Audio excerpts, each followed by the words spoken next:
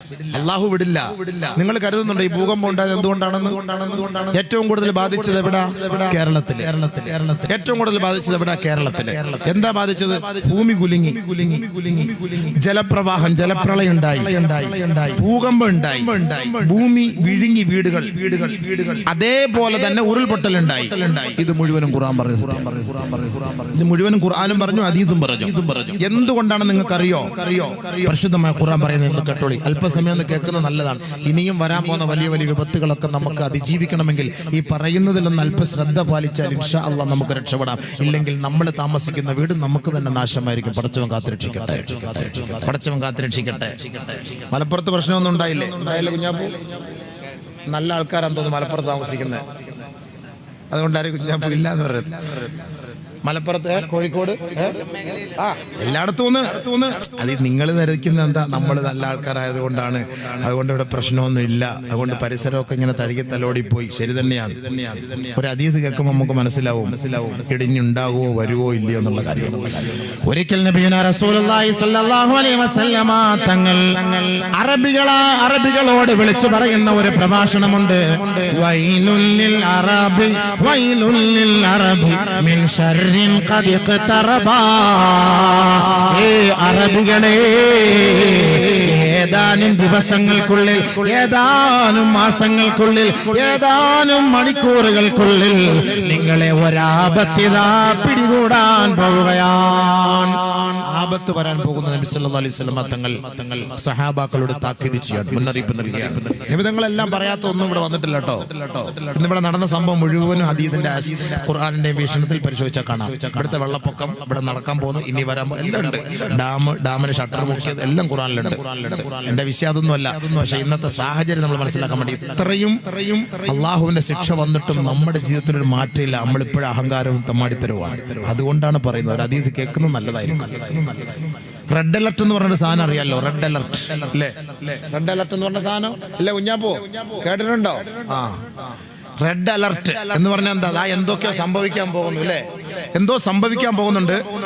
പുഴ നിറയാൻ പോകുന്നുണ്ട്, ഭൂമി കുലുങ്ങാൻ പോകുന്നുണ്ട്, ഡാം പൊട്ടാൻ സാധ്യതയുണ്ട്, ഡാമിന്റെ ഷട്ടർ ഉയർത്താൻ പോവുകയാണ്, വെള്ളപ്പൊക്കത്താൽ നിങ്ങൾ നശിച്ചു പോകും, കൃഷി നശിക്കും, മാനഹാനി സംഭവിക്കാം. അതുകൊണ്ട് നിങ്ങൾ എത്രയും വേഗം ഇവിടെ നിന്ന് ഒഴിഞ്ഞു മാറണം, നിങ്ങൾ സൂക്ഷിക്കണം എന്ന് റെഡ് അലർട്ട് സർക്കാരിന്റെ ഭാഗത്തു നിന്നുള്ള അനൗൺസ്മെന്റ് ഇങ്ങനെ ഭയങ്കരമായിട്ട് വന്നു കേരളത്തിൽ പല ഭാഗങ്ങളിലും. ഇപ്പൊ ഈ കഴിഞ്ഞ ഒരാഴ്ചക്ക് മുമ്പ് തന്നെ തൃശ്ശൂർ ജില്ലയിലും അവിടെ ഇവിടെയൊക്കെയായിട്ട് റെഡ് അലർട്ട് പ്രഖ്യാപിച്ചു. അതൊക്കെ പിൻവലിക്കുകയും ചെയ്തു. എന്തുമാകട്ടെ, ഇത് ഇന്നലകളിൽ നമ്മുടെ സർക്കാർ പ്രഖ്യാപിച്ച റെഡ് അലർട്ടാണ്. എങ്കിൽ വർഷങ്ങൾക്ക് മുമ്പ് ഖുർആൻ റെഡ് അലർട്ട് പ്രഖ്യാപിച്ചു. നിങ്ങൾക്കറിയോ? ഖുർആനുമായിട്ട് ബന്ധമില്ലാത്തതുകൊണ്ടല്ലേ നമുക്ക് അറിയാത്തത്. വർഷങ്ങൾക്ക് മുമ്പേ ഖുർആൻ സൂറത്തുൽ ഹദീദ് റെഡ് അലർട്ട് പ്രഖ്യാപിച്ചു നമ്മളോട്. പക്ഷെ നമുക്കത് മറന്നുപോയി. ബിസ്മില്ലാഹിർ റഹ്മാനിർ റഹീം. മാ അസാബ മിൻ മുസീബ ഫിൽ അർളി വലാ ഫീ അൻഫുസികും ഇല്ലാ ഫീ കിതാബ് മിൻ ഖബ്ലി അൻ നബ്റാഹാ ഇന്ന ദാലിക അലല്ലാഹി യസീർ. ഇന്ന ദാലിക അലല്ലാഹി യസീർ. പരിശുദ്ധമായ ഖുർആനിന്റെ റെഡ് അലർട്ടാണ്. പരിശുദ്ധമായ ഖുർആനിന്റെ പ്രഖ്യാപനമാ. ആ പരിശുദ്ധ ഖുർആൻ ഓർക്കണേ, പഠിക്കണേ, ചിന്തിക്കണേ. അല്ലാഹുവിന്റെ വചനങ്ങളാണ്. ദാസന്മാരെ, ദാസികളെ, ഭൂമിയിൽ നിങ്ങൾ അനുഭവിക്കാൻ പോകുന്ന ദുരന്തങ്ങളെ കുറിച്ചോ, ശാരീരികമായി മാനസികമായി നിങ്ങൾ അനുഭവിക്കാൻ പോകുന്ന വേദനകളെ കുറിച്ചോ ഇല്ലാ ഫീ കിതാബിൻ മിൻ ഖബ്ലി അൻ നബ്റാഹാ, നേരത്തെ തന്നെ കാലേ കൂട്ടി അല്ലാഹു സുബ്ഹാനഹു വ തആല പരിശുദ്ധമായ ഖുർആനിൽ ഇദാ റെഡ് അലർട്ട് പ്രഖ്യാപിച്ചിരിക്കുകയാണ്. ഭൂമിയിൽ വെള്ളപ്പൊക്കം ഉണ്ടാകും. നിങ്ങളുടെ വീട് ഭൂമിയിലേക്ക് താഴ്ന്നു പോകും. നിങ്ങളുടെ മേലേക്ക് മല ഇടിഞ്ഞു വീഴും. നിങ്ങളെ വെള്ളം മുക്കി കൊന്നുകളയും. നിങ്ങൾ പട്ടിണിയിലാകും. അല്ലാഹു തആല ഖുർആനിൽ പറഞ്ഞ കാര്യമാണ്. എന്തിന്? നമുക്ക് നഷ്ടം സംഭവിക്കാതിരിക്കാൻ, സംഭവിച്ചതിൽ ഖേദിക്കാതിരിക്കാൻ, അമിതമായി ആഹ്ലാദിക്കാതിരിക്കാൻ അല്ലാഹു നേരത്തെ ഒരു റെഡ് അലർട്ട് നമുക്ക് പ്രഖ്യാപിക്കാൻ. ലികൈലാ തൻസൗ അലാ മാ آتاكم ولا تفرحوا بما നിങ്ങൾക്ക് നഷ്ടപ്പെട്ടു പോയതിൽ നിങ്ങൾ ദുഃഖിക്കാതിരിക്കാൻ വേണ്ടിയാണ് ആദമിന്റെ മക്കളെ നിങ്ങൾക്കിതാ ഞാൻ ഒരു താക്കീത് നൽകുന്നത്. വർഷങ്ങളായി ഗൾഫിൽ പണിയെടുത്ത് കെട്ടിപ്പൊക്കിയ വീടിതാ വെള്ളത്തിൽ മുങ്ങിപ്പോവുകയാണ്, ഭൂമി കുലുക്കത്തിൽ നശിച്ചു പോവുകയാണ്, ഭൂകമ്പത്തിൽ തകർന്നു പോവുകയാ. തന്റെ മക്കളും തന്റെ സമ്പാദ്യവുമെല്ലാം വെള്ളം ഇതാ നശിപ്പിച്ചു കളയുകയാണ്. നിങ്ങൾക്ക് നഷ്ടപ്പെട്ടതോർത്ത് നിങ്ങളെ ഖേദിക്കരുതേ, നിങ്ങളെ ദുഃഖിക്കരുതേ.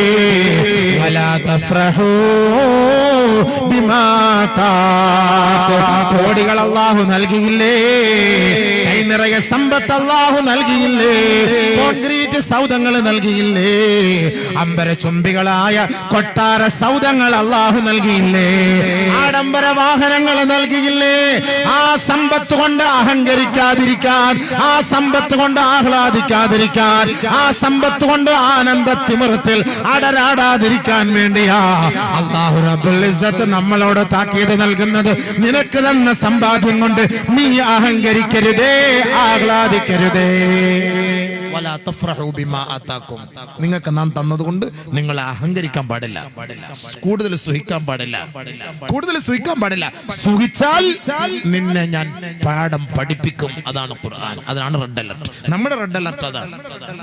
കൂടുതൽ സുഖിച്ചാൽ ഞാൻ പാഠം പഠിപ്പിക്കും. നീ പൊട്ടിക്കുന്ന പടക്കം കൊണ്ട് തന്നെ നിന്നെ ഞാൻ പൊട്ടിക്കും. അള്ളാഹുവിന്റെ വാക്കാ. ഞാൻ ഹദീസ് ഓതി ഞാൻ പറഞ്ഞുതരാം, നല്ലപോലെ കേട്ടോ. അള്ളാഹ് കേൾക്കാൻ തോഫീക്കരട്ടെ. എന്റെ വാക്കൊന്നും ഞാൻ പറയില്ല, ഹബീബുന റസൂലുള്ളാഹി സ്വല്ലല്ലാഹു അലൈഹി വസല്ലം തങ്ങളുടെ വാക്ക് ഞാൻ പറയുള്ളൂ. അള്ളാന്റെ റസൂലിന്റെ വാക്ക് ഞാൻ പറയുള്ളൂ. മനസ്സിലാക്കാൻ തോഫീക്ക് തരട്ടെ. സലാത്തു സല്ലല്ലാഹു അലാ മുഹമ്മദ് സല്ലല്ലാഹു അലൈഹി വസല്ലം. ഹബീബിന്റെ സദസ്സിലിരിക്കുമ്പോൾ സലാത്ത് കൊണ്ട് നമുക്ക് മുഖരിതമാകണം. അള്ളാഹു അതിന്റെ ബർക്കത്തുകൊണ്ട് നാശങ്ങളിൽ നമ്മളെ കാത്തുരക്ഷിക്കട്ടെ. അള്ളാഹു നമ്മുടെ പാവങ്ങൾ പുറത്തു തരട്ടെ. അതാണ് നബി സല്ലല്ലാഹു അലൈഹി വസല്ലം തങ്ങൾ ഹദീസ് പറഞ്ഞത്, വൈലുൽ ലിൽ അറബ്, അറബികൾക്ക് നാശം. അറബികൾ എന്ന് പറഞ്ഞാൽ മുസ്ലിങ്ങൾ. ഇന്നത്തെ കാലഘട്ടത്തിൽ അറബികൾ അതാണല്ലോ. ഹദീസുകളും ആയത്തുകളും മനസ്സിലാക്കുന്ന ഹബീബുന റസൂലുള്ളാഹി തങ്ങളുടെ സഹാബത്ത് അറബികൾക്ക് നാശമെന്ന് പറഞ്ഞിട്ട് കൈ ഉയർത്തിപ്പിടിച്ചു. എന്നിട്ട് നബി സല്ലല്ലാഹു അലൈഹി വസല്ലം തങ്ങൾ പറഞ്ഞു മിൻ ഫത്ഹി റദ്മി യഅജൂജ വമഅജൂജ്. യഅജൂജ് മഅജൂജിന്റെ സംരക്ഷണ ഭിത്തി, അതായത് യഅജൂജ് മഅജൂജ് എന്ന് പറഞ്ഞൊരു സാധനം ഉണ്ട്. യഅജൂജ് മഅജൂജിനെ കുറിച്ച് വിശദീകരിക്കാൻ പറ്റൂല ഇപ്പൊ, അതിനു വേണ്ടി സമയം കുറെ എടുക്കും. നമ്മുടെ വിഷയത്തിലേക്ക് കടക്കണ്ടേ, പെട്ടെന്ന് തീർക്കുകയും വേണം. കൂടുതൽ നീട്ടിപ്പിടിച്ച് പ്രസംഗിച്ചിട്ടൊന്നും വലിയ കാര്യമില്ല. 11 മണിക്കകത്ത് തടി സലാമത്താക്കി പുറക്ക് പോകണം ഇൻഷാ അല്ലാഹ്. അതുകൊണ്ട് ബഹുമാനമുള്ള സഹോദരങ്ങൾ, യഅജൂജ് മഅജൂജ് മനുഷ്യരെയും കൊല്ലും, നാടിനെ നശിപ്പിക്കും, കൃഷികൾ നശിപ്പിക്കും. അങ്ങനത്തെ ഒരു വിഭാഗമാണ് യഅജൂജ് മഅജൂജ്. ആ യഅജൂജ് മഅജൂജിന്റെ ഷർറിൽ നിന്ന് രക്ഷപ്പെടാൻ അന്നത്തെ കാലഘട്ടത്തിൽ ദുൽഖർനൈൻ രാജാവ് കെട്ടിക്കൊടുത്ത വലിയ ഇരുമ്പിന്റെ മതിലുണ്ട്. യഅജൂജ് മഅജൂജ് അതിനപ്പുറത്താണ്. ആ മതില് പൊളിച്ചിട്ട് ഒരു സമയത്ത് വരും. അത് ഖിയാമത്തിന്റെ അടയാളമാണ്. കുറേശ്ശെ കുറേശ്ശെ ആ മതില് തകർത്തുകൊണ്ടിരിക്കുകയാണ് യഅജൂജ് മഅജൂജ്. അതിങ്ങനെ മാന്തി പറിച്ച് അങ്ങനെ ഇരിക്കുകയാണ്. ഇപ്പോഴും അങ്ങനെ തന്നെയാണ്. ഒരിക്കൽ നബി സല്ലല്ലാഹു അലൈഹി വസല്ലം തങ്ങൾ പറഞ്ഞു കൈ ഉയർത്തിപ്പിടിച്ചു.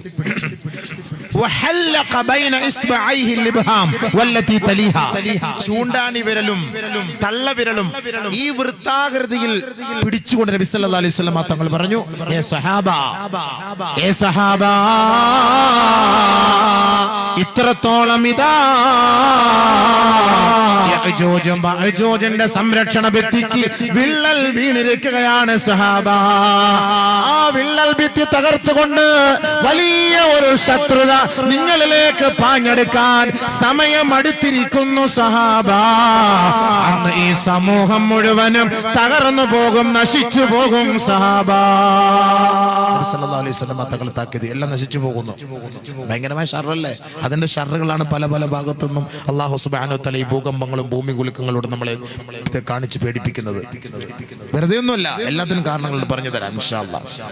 ഇന്ന് നബി സല്ലല്ലാഹു അലൈഹി വസല്ലം തങ്ങൾ അങ്ങനെ പറഞ്ഞു. അങ്ങനെ ശിക്ഷ വരുമോ? അങ്ങനെ തകർച്ച വരുമോ? ഞങ്ങൾ തകർന്നു പോകുമോ നബിയെ?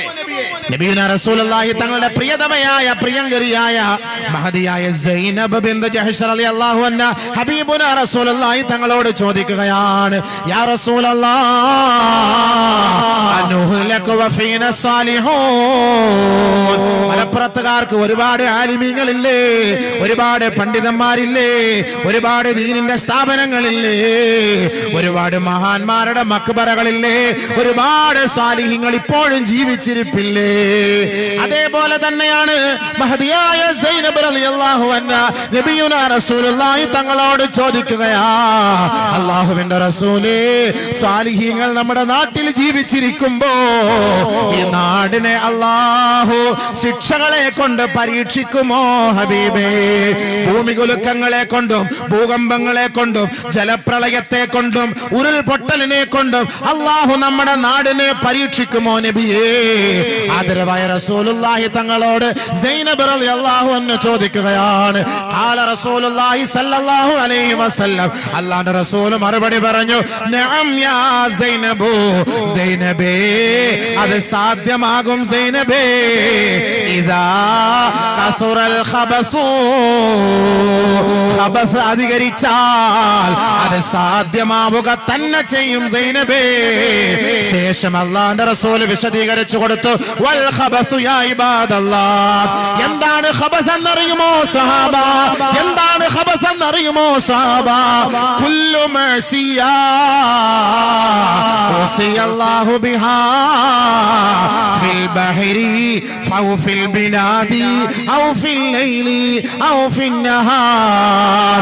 കടലിലും കരയിലും രാത്രിയും പകലിലുമായി എന്റെ സമൂഹം ചെയ്തു കൂട്ടുന്ന അനാചാരങ്ങളും അനാശാസ്യ പ്രവൃത്തികളുടെയും കാരണമായി ഏത് മഹാന്മാരും ആ നാട്ടിൽ ജീവിച്ചിരുന്നാലും അല്ലാഹുവിന്റെ ശിക്ഷ ഇറങ്ങാതെ ഇരിക്കുകയില്ല സൈനബേ. പറഞ്ഞ മനസ്സിലായോ? ഔലിയാക്കൾ ഉണ്ടാകട്ടെ, മഹാന്മാരുണ്ടാകട്ടെ, സാലിഹീങ്ങൾ ഉണ്ടാകട്ടെ, ആരുണ്ടായാലും നമ്മുടെ സമുദായം പിഴച്ചുപോയാൽ, അഹങ്കാരികളായാൽ, തെമ്മാടികളായാൽ, പടക്കം പൊട്ടിച്ച് കല്യാണത്തിന് പേക്കൂത്ത് കാണിക്കാൻ തയ്യാറായാൽ, ഡാൻസും ഡിജെയ്ക്കും തയ്യാറായാൽ, ഗാനമേള ഒപ്പനയ്ക്ക് തയ്യാറായാൽ അള്ളാഹുവിന്റെ ശിക്ഷ ആ നാട്ടിൽ ഔലിയാക്കൾ ഉണ്ടായാലും. മഹാനായ ഖുത്ബുസ്സമാൻ റളിയല്ലാഹു അൻഹുവിന്റെ നാമധേയത്തിൽ അറിയപ്പെടുന്ന ഈ മണ്ണാണ്, ഈ പരിപാടി, ഈ സമ്മേളന നഗരി ആ മഹാനുഭാവന്റെ പേരിലാണ് അറിയപ്പെടുന്നതെങ്കിൽ ആ ഖുത്ബുസ്സമാൻ ഇന്ന് ഈ കാലത്ത് ജീവിച്ചിരുന്നാലും തോന്നിയ മാസം കൂടിയാൽ അള്ളാഹുവിന്റെ ശിക്ഷ ഇറങ്ങുമെന്ന് നബിയുനാ റസൂലുള്ളാഹി അള്ളാഹു റസൂൽ പറഞ്ഞതാണ്. തോന്നിയ മാസം കൂടിയാൽ അള്ളാഹുവിന്റെ റസൂൽ പറഞ്ഞ വാക്ക്, അവിടെ ശിക്ഷ ഇറങ്ങും. അതുകൊണ്ട് നമ്മുടെ നാട്ടിൽ ശിക്ഷ ഇറങ്ങൂല എന്ന് പേടിക്കണ്ട, ശിക്ഷ ഇറങ്ങൂല എന്ന് സന്തോഷിക്കണ്ട. ചിലപ്പോൾ ഇറങ്ങാൻ സാധ്യതയുണ്ട്. അള്ളാഹ് കാത്തിരക്ഷിക്കട്ടെ, അള്ളാഹ് കാത്തിരക്ഷിക്കട്ടെ. ഇറങ്ങാനുള്ള കാരണം എന്തേ? ഇറങ്ങാനുള്ള കാരണം എന്തേ? അത് പഠിക്ക്. ഹദീസ് പറഞ്ഞ വാക്കാണ്, ഖുർആന്റെ വാക്കാണ്. ഇറങ്ങാനുള്ള കാരണം എന്താണ്? ഒരിക്കൽ നബിയുനാ റസൂലുള്ളാഹി സ്വല്ലല്ലാഹു അലൈഹി വസല്ലമ തങ്ങൾ പറയുകയാണ്, യബീതു ഖൗമുൻ മിൻ ഹാദിഹിൽ ഉമ്മ അലാ ശുർബിൻ വതുഅമിൻ വലഹ്വിൻ വലഅബിൻ.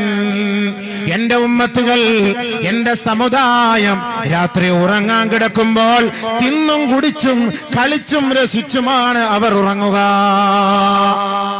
പോലെ ശ്രദ്ധിക്കണം. ഹദീസ് നബിയുനാ റസൂലുള്ളാഹി തങ്ങൾ പറഞ്ഞ വാക്കാണ്. രാത്രി നമ്മൾ ഉറങ്ങുമ്പോൾ ഈ 4 മണി നമ്മൾ എടുക്കാറുണ്ട്. ഒന്ന് തിന്നുക, കുടിക്കുക. 12 മണിയായാലും 1 മണിയായാലും അൽഫഹമും ഷവായയും ഷവർമയും തീരൂല. തിന്നോ, തീർക്കോ. 12 മണിക്കും 1 മണിക്കും കബ്സ, മട്ടൻ കബ്സ, ചിക്കൻ കബ്സ, ഇത് തിന്നിട്ട് ഇങ്ങനെ മട്ടനും കുട്ടനും തിന്ന് 12, 11, 1 മണി 2 മണി വരെ കടകൾ നോക്കിയാൽ തീറ്റിയോടെ തീറ്റിയാണ്.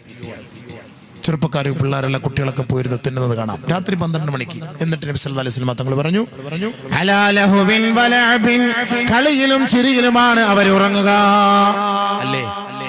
ഫുട്ബോൾ കളി, ക്രിക്കറ്റ് കളി, വാട്സപ്പ് കളി, ഫേസ്ബുക്ക് കളി, അല്ലാത്ത കളി. ഈ കളിയല്ല രാത്രി 3 മണി വരെ, 4 മണി വരെ.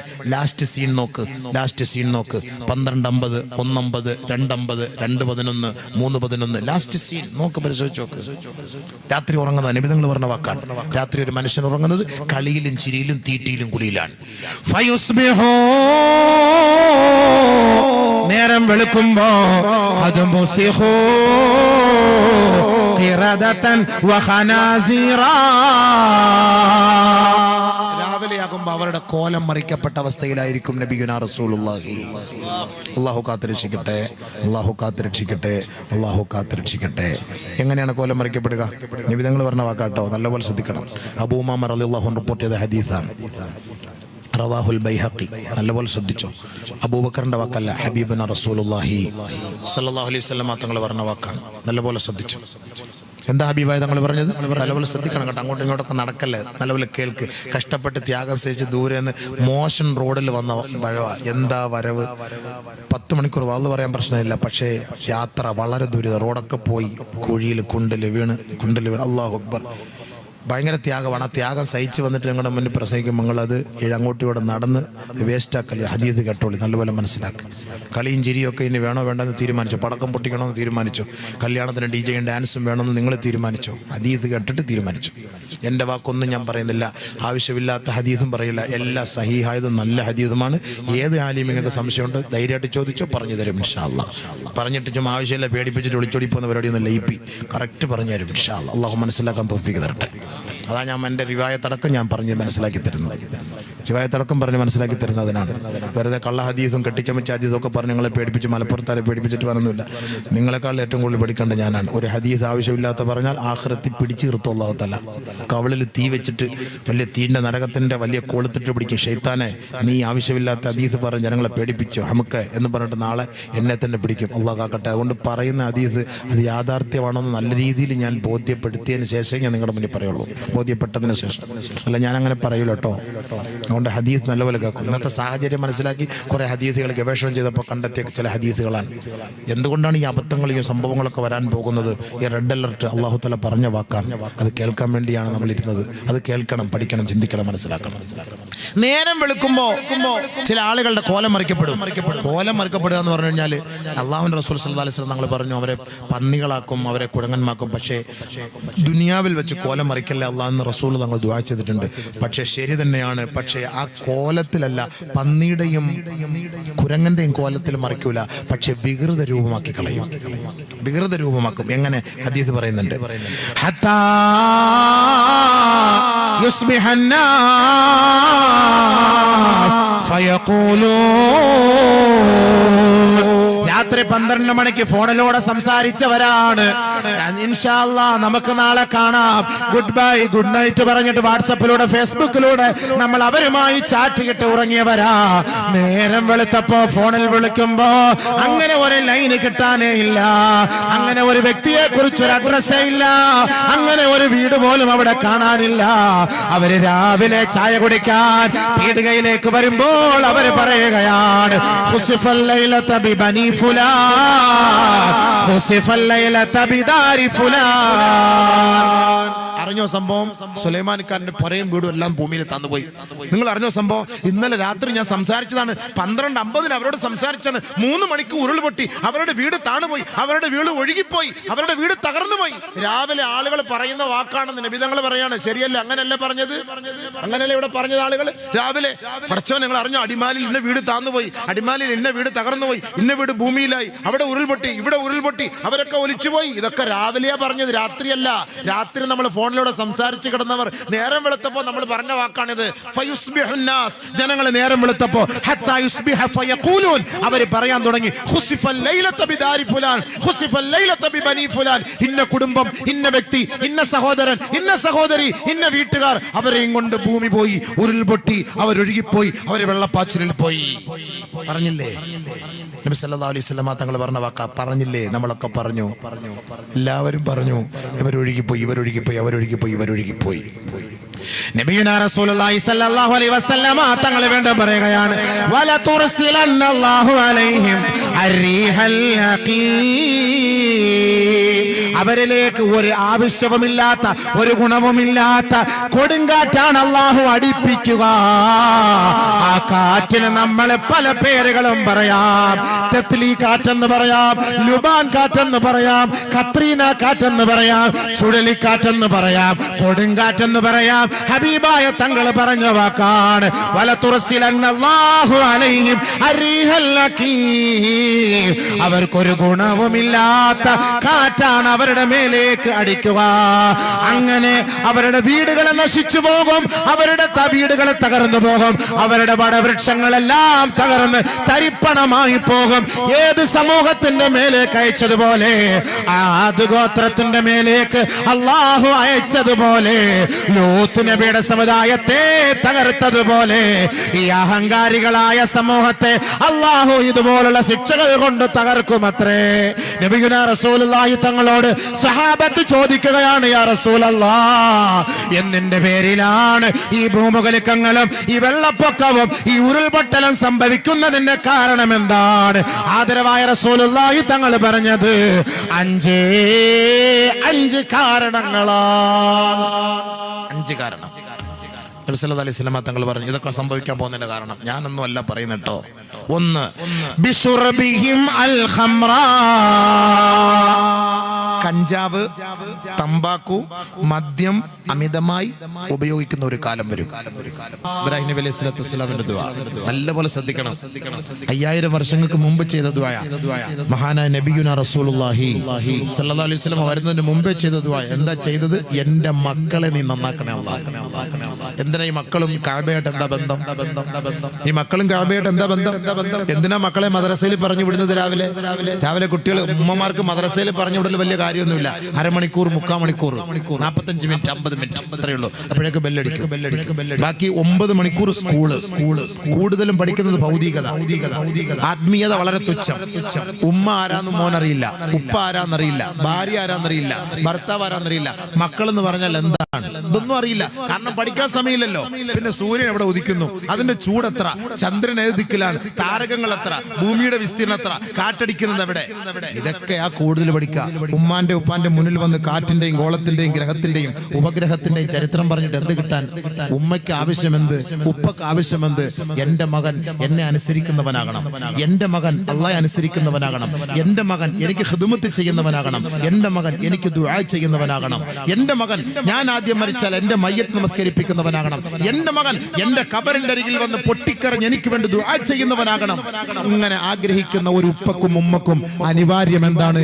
തുടക്കത്തിലെ ദുആ ചെയ്യണം. മകൻ ആരായിരിക്കണം, മക്കൾ ആരായിരിക്കണം? അതാണ് ഇബ്രാഹിം നബി അലൈഹി സ്വലാത്തു വസ്സലാം പഠിപ്പിച്ചത്. വജ്നുബ്നി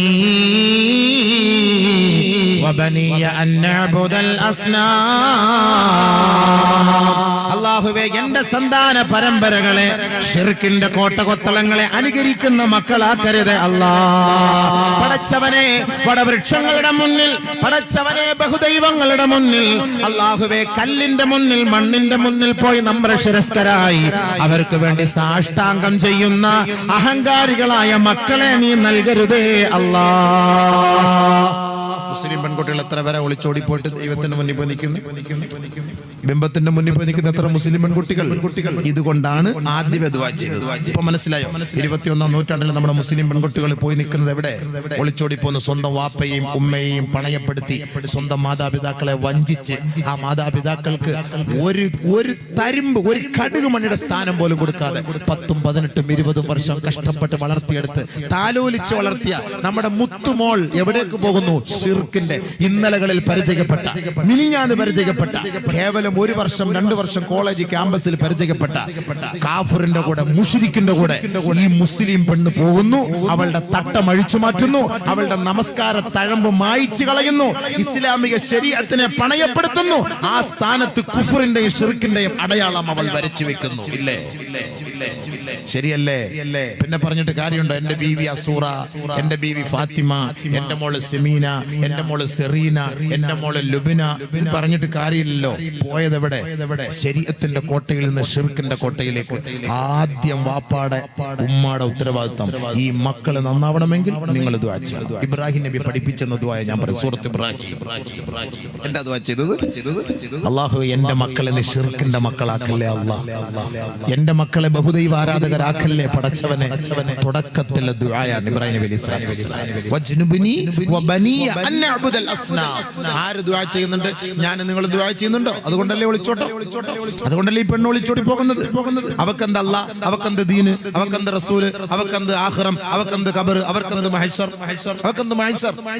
19 വർഷം 20 വർഷം 18 വർഷം ഇസ്ലാമിക ചുറ്റുപാടിൽ ജീവിച്ച് വളർന്നു വന്ന പെണ്ണ് ഇന്നലെ ഒരു കോളേജ് ക്യാമ്പസിൽ കണ്ട ഒരു കാഫിറിനോടൊപ്പം ഒളിച്ചോടി പോകണമെങ്കിൽ ഇസ്ലാമിക ശരീഅത്ത് വേണ്ടവണ്ണം അവൾക്ക് കിട്ടിയിട്ടില്ല എന്നാണ് അതിന്റെ അർത്ഥം.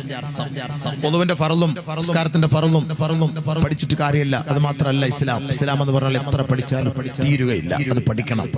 അള്ളാഹയെ കുറിച്ച് അറിയണം, നബിയെ കുറിച്ച് അറിയണം, സഹാബാക്കളെ കുറിച്ച് അറിയണം, ഖബറിനെ കുറിച്ച് അറിയണം, മഹ്ശറിനെ കുറിച്ച് അറിയണം, ആഖിറത്തെ കുറിച്ച് അറിയണം, ഖബറിന്റെ ശിക്ഷകളെ കുറിച്ച് അറിയണം. അതറിയില്ല, നമുക്കറിയില്ല.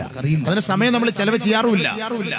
അതിന് നമ്മൾ സമയം ചെലവ് ചെയ്യാറില്ല. മദ്രസയിൽ പോകുമ്പോൾ തന്നെ പെട്ടെന്ന് സ്കൂൾ ബസ് വന്നു, പെട്ടെന്ന് പോകണമെന്ന് പറഞ്ഞപ്പോൾ അങ്ങോട്ട് പോകല ചെയ്യാം. അതുകൊണ്ട് ഇബ്രാഹിം നബി അലൈഹി സ്വലാത്തു വസ്സലാമിന്റെ ദുആ എന്താണ് അടുത്തത്? കഅബയുടെ പൂമുഖത്ത് കൊണ്ടുപോയി താമസിപ്പിച്ചു. ആരെ? ഇബ്രാഹിം നബി അലൈഹി സ്വലാത്തു വസ്സലാമിന്റെ മക്കളെ. അതുകൊണ്ടാണ് മദ്രസകൾ പള്ളിയുമായി കേന്ദ്രീകരിച്ചത്. റബ്ബനാ ലിയുഖീമുസ്സിന്നി അസ്കൻതു മിൻ ദുർരിയതി ബിവാദ് ഗൈരി ദീ സർഇൻ ഇൻദ ബൈതികൽ മുഹറം റബ്ബനാ ലിയുഖീമുസ്സലാഹ് റബ്ബനാ ലിയുഖീമുസ്സലാഹ്. അല്ലാഹുവേ, നാഥനേ, പടച്ചവനെ, എന്റെ കുടുംബത്തെ, എന്റെ കുടുംബിനിയെ, എന്റെ സന്താനത്തെ നിന്റെ പരിശുദ്ധമായ കഅബയുടെ പൂമുഖത്ത് ഞാൻ താമസിപ്പിച്ചിരിക്കുകയാണ് അല്ലാ. എന്റെ മക്കളെ കൊണ്ട് ഞാൻ താമസിപ്പിച്ചത് ഇവിടെ തിയേറ്ററിലല്ല, ബാറിലല്ല, റിസോർട്ടിലല്ല, ഹോട്ടലിലല്ല, ആരാമത്തിലല്ല, മോട്ടലിലല്ല, വലിയ വലിയ സൂപ്പർ സ്പെഷ്യാലിറ്റി ഹോസ്റ്റലിൽ ഒന്നുമല്ല. പിന്നെ എന്റെ മകനെ ഞാൻ എവിടെയാണ് താമസിപ്പിച്ചത്? നിന്റെ പരിശുദ്ധമായ കഅബയുടെ പൂമുഖത്താണ് റബ്ബേ. എന്തിനാണ് അല്ലാഹു സുബ്ഹാനഹു വ തആലയുടെ ആ കഅബയുടെ പൂമുഖത്ത് കൊണ്ടുപോയി ഇബ്രാഹിം നബിയുടെ മക്കളെ താമസിപ്പിച്ചത്? എന്തിനാ താമസിപ്പിച്ചത്? അവിടെ കഅബയിൽ കൊണ്ടുപോയി താമസിപ്പിച്ചത് എന്തിനാണ്? പള്ളിയുടെ തിരുമുറ്റത്ത് താമസിപ്പിച്ചത് എന്തിനാണ്? എന്തിനാണ്? അതിന്റെ ആവശ്യം എന്താ? റബ്ബനാ ലിയുഖീമുസ്സലാഹ്. അവർ നിന്നെ അറിയാനാണ് നാദാ, അവർ നമസ്കാരമുള്ളവരാണ് നാദാ, അവർ നോമ്പെടുക്കാനും ഇബാദത്ത് ചെയ്യാനും സ്വർഗത്തിന്റെ അഹ്ലുകാരനാകാനുമാണ് എന്റെ മക്കളെ ഞാൻ കഅബയുടെ പൂമുഖത്ത് താമസിപ്പിച്ചത് റബ്ബേ. ഇബ്രാഹിം നബി അലൈഹി സ്വലാത്തു വസ്സലാമിന്റെ ദുആ, അല്ലാഹുവിന്റെ മക്കളായി, അല്ലാഹുവിന്റെ അടിയാറുകളായി, നമ്മുടെ ദീനിന്റെ അഹ്ലുകാരായി മാറണമെങ്കിൽ അതുമായി ബന്ധപ്പെട്ട സ്ഥലത്ത് മക്കളെ താമസിപ്പിച്ചെങ്കിൽ സാധ്യമാകും, ഇല്ലെങ്കിൽ സാധ്യമാവില്ല. കോളേജ് ക്യാമ്പസുകളിലും ഹോസ്റ്റലിലൊക്കെ നമ്മുടെ മക്കളെ, ഇന്നൊരു വാട്സപ്പിൽ വന്നു, മംഗലാപുരം ഹോസ്റ്റലില്, മംഗലാപുരത്ത് ഒരു സ്കൂളിൽ വലിയ പരിപാടി നടക്കുന്നു. അതിൽ പർദ്ദയിട്ട് നിഖാബിട്ടിട്ട് പെണ്ണുങ്ങളാടുന്നു, പർദ്ദയും നിഖാബും ഇട്ടിട്ട് പെണ്ണുങ്ങളാടുന്നു, കൂട്ടത്തിൽ അപ്പുറത്ത് ആണുങ്ങളും ആടുന്നു.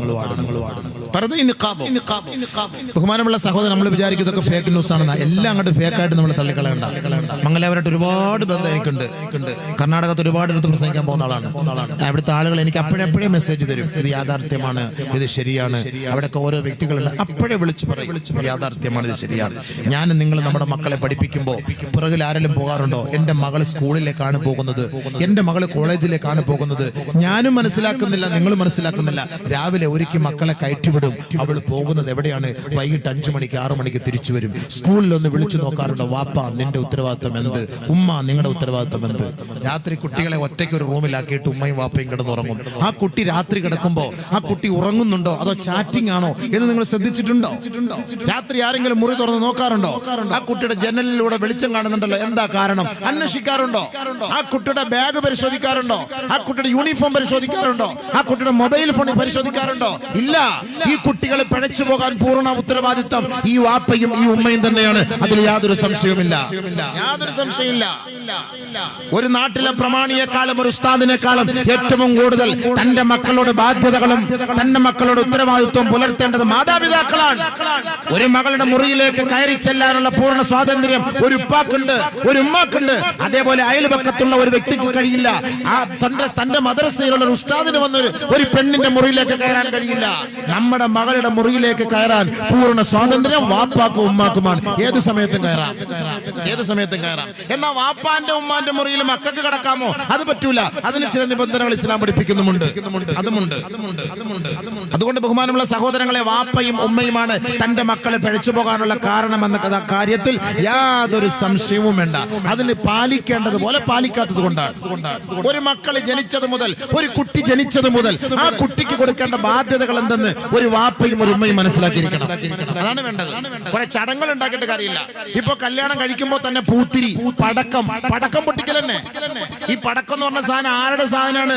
മുസ്ലിങ്ങളുടെ സാധനം അല്ലാതെ. അത് ഹിന്ദുക്കളുടെ ആചാരമാണ്, ക്രൈസ്തവരുടെ ആചാരമാണ്. നമുക്ക് എവിടെയാ റസൂലുള്ളാഹി തങ്ങൾ പടക്കം പൊട്ടിച്ച ചരിത്രം? സഹാബാക്കൾ പടക്കം പൊട്ടിച്ച ചരിത്രം? താബിഈങ്ങൾ, തബഅ താബിഈങ്ങൾ, ഔലിയാക്കൾ, അല്ലാഹുവിന്റെ മഹാന്മാർ എവിടെയാണ് പടക്കം പൊട്ടിച്ച് ആഘോഷിച്ച ചരിത്രം? അവരുടെ ആഘോഷം എവിടെയാണ്? റബീഉൽ അവ്വലിലോ റമളാനിലോ 27-ാം രാവിലോ ബദ്രീങ്ങളുടെ രാവിലോ എവിടെയാണ് അവർ പടക്കം പൊട്ടിച്ചിട്ട് ആഘോഷിച്ചത്? എന്നാൽ എന്റെയും നിങ്ങളുടെയും ജീവിതത്തിലെ കല്യാണത്തിന്, എന്റെയും നിങ്ങളുടെ ജീവിതത്തിലെ വിവാഹ വെഡിങ് ആനിവേഴ്സറിക്ക് പടക്കം പൊട്ടിക്കലും എന്താ പൊട്ടിയിരി പടച്ച റബ്ബേ? കല്യാണത്തിനൊക്കെ എന്താ കാണിക്കുന്ന പേക്കൂത്തുകൾ? എന്നിട്ട് ഇതല്ല ഇസ്ലാം, ഇതെല്ലാം മുസ്ലിം. ഇല്ലേ? വിടില്ല, അല്ലാഹു വിടില്ല.